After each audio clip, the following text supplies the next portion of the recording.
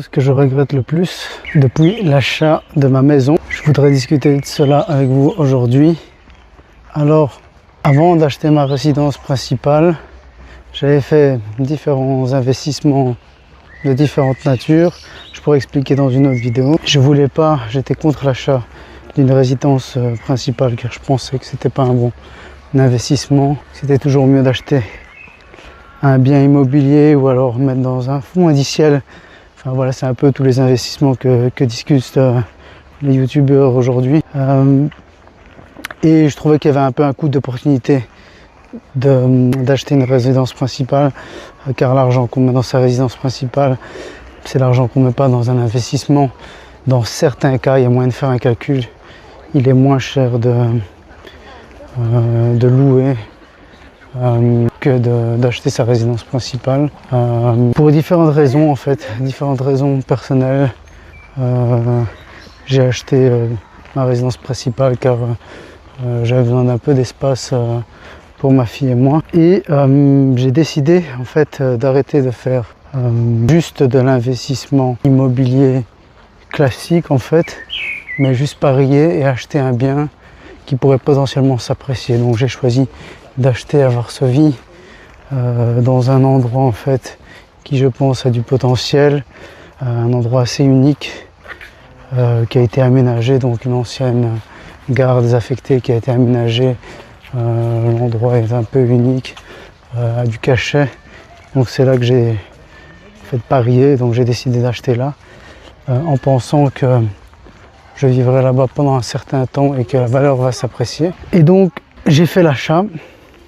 Et l'erreur principale que j'ai faite pour moi et que je regrette encore aujourd'hui, c'est très simple, ce sont les rénovations. Alors, malgré que les rénovations n'ont pas coûté très cher, je pense que cet argent aurait pu être mis dans le remboursement du crédit.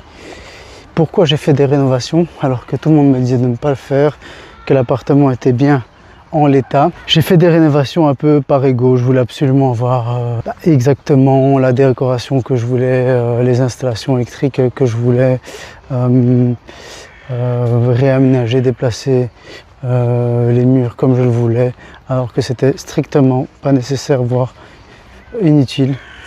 Maintenant je suis très bien dans cet appartement, je suis très satisfait. Un jour je pourrais vous montrer les résultats, mais voilà, donc en y repensant, j'aurais mieux fait en fait de rembourser une partie de mon crédit plus rapidement plutôt que de faire ces rénovations. Une autre raison pourquoi j'ai fait cette erreur à l'époque, je me disais que en voyant le coût des rénovations, le coût des matériaux augmente, et c'est un principe qui est toujours valable maintenant, je me disais que faire des rénovations aujourd'hui allait coûter moins cher que de le faire plus tard. Et alors l'appartement que j'avais acheté assez neuf, mais il avait quand même 7 ans. Il y avait une famille avec 2 enfants qui vivaient dedans avant, et ça avait besoin quand même d'un petit rafraîchissement. C'était totalement pas meublé, mais bon, il n'y avait pas besoin vraiment de faire de rénovation comme je l'ai fait de fond en comble. Donc pour moi, dans l'appartement, dans l'investissement, j'ai cru que j'allais pouvoir en fait augmenter énormément la valeur de la maison en faisant ces rénovations, en mettant l'appartement dans une catégorie plus haut de gamme. Mais je pense, après réflexion, que ça n'a pas énormément d'impact. En réalité, la localisation, la superficie, l'état du bâtiment, les charges à payer, je pense que ce sont ça les plus grands indicateurs, les plus grands facteurs qui ont un impact sur le prix d'un bien. Évidemment, les finitions un peu à l'intérieur, c'est important, mais je pense que ça reste quand même mineur, étant donné que l'appartement était quand même déjà dans un bon état. Donc voilà, l'avenir me dira au moment de la revente de cet appartement, car c'est pas un appartement que je compte garder toute ma vie. Je pense que je le revendrai pour faire une plus-value. Donc voilà, ça c'est un peu ce que je regrette dans cet investissement, mais à part ça je ne regrette pas d'avoir acheté à Varsovie. Selon le rapport de Real Estate global, selon le Real Estate Bubble Global Index, donc c'est un index en fait donc de 2024, c'est un index en fait qui mesure en prenant différents facteurs où est-ce qu'il y a une bulle économique dans chaque pays. ou pas par rapport à l'immobilier.